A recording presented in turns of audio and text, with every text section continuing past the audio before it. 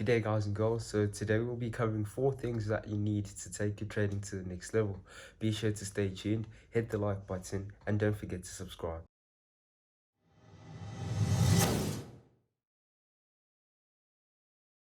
So first we'll be covering what is known as the nature's theory. So what is the nature's theory? The nature's theory is basically the way in which price moves, and it applies to all pairs throughout the market, from forex pairs to cryptocurrency to futures, you name it.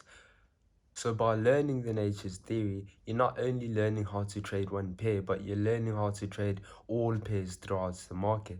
As much as the nature's theory is visible on all pairs throughout the market, each and every single pair does however come with its own set of variations, but we'll get to that at a later stage.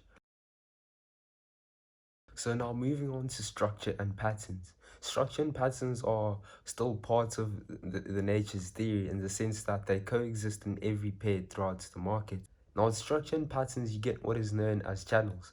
Channels exist in two types mainly, ascending channels and descending channels. Now these channels are significantly important, especially when approaching key levels in the market. Now over and above that, you've got what is known as patterns within patterns. Now these patterns within patterns exist as ascending channels within ascending channels and ascending channels within descending channels, or they exist as descending channels within descending channels and descending channels within ascending channels.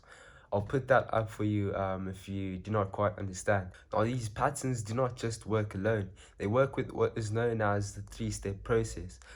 The three-step process is basically the impulse move, the correction, and the second impulse move.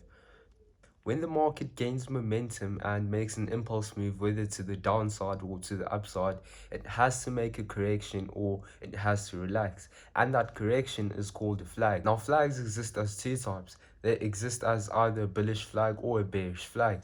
Now, the term bullish means the market made an impulse move to the upside and is currently making a correction and preparing for another impulse move to the upside, and vice versa. A bearish flag means the market has made an impulse move to the downside this time and is currently making a correction and preparing for another impulse move to the downside.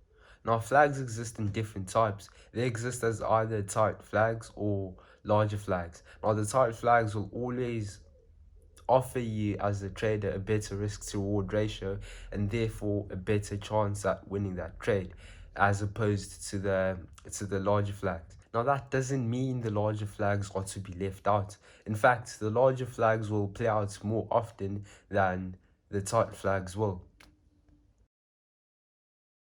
Now moving on to top-down analysis and multi-time frame analysis. One thing you've got to understand about the markets is not only how it moves, but also who moves it. The markets are moved by the banks and hedge funds, and these guys are more commonly known as the market makers. Through backtesting and experience in the markets, you'll come to understand that the markets respect price action and key levels a lot more on the higher time frames, such as the daily, the weekly, the monthly, and even the yearly, and therefore leaves price to fluctuate and move a lot more randomly on the lower time frames, so much that it's almost impossible to make consistent profits off of the lower time frames. Don't get me wrong, the markets do respect price action and key levels on the lower time frames, but just not as much as they do on the higher time frames. And if you didn't know that, you're probably one of those people who are struggling and forcing trading on the lower time frames for quicker profit. To sum everything up, by starting your analysis on the higher time frames and moving down to the lower time frames, as the word top-down analysis suggests, you're not only getting an overall view of the market, but you're also increasing your chances of winning that specific trade. Psychology. With regards to psychology in the markets, there are so many areas to discuss and talk about that it would take me years to cover them all. Now in this video, I'll be covering one of the most important psychological aspects in your trading journey: habits. Now habits exist as bad habits and exist as good habits. Now I think we can all agree that there are clear differences between good habits and bad habits. You develop a bad habit not realizing you're developing a bad habit. It comes from that constant repetition of bad choices, and with time, these choices you're making will develop into a bad habit. The real problem arises when you've got to develop a good habit, because that's now when you've got to keep on making that constant repetition of the good choices, which is not always easy. When you're a trader, you have to be a person who's grinding all the time. You have to be a person who's working towards a better future all the time. And you've got to be showing up even when you do not feel like it. Now, all of those actions are going to build up and pile up on one another to form a good habit. Now, I can guarantee you that with that one good habit, you're a step closer to your trading success.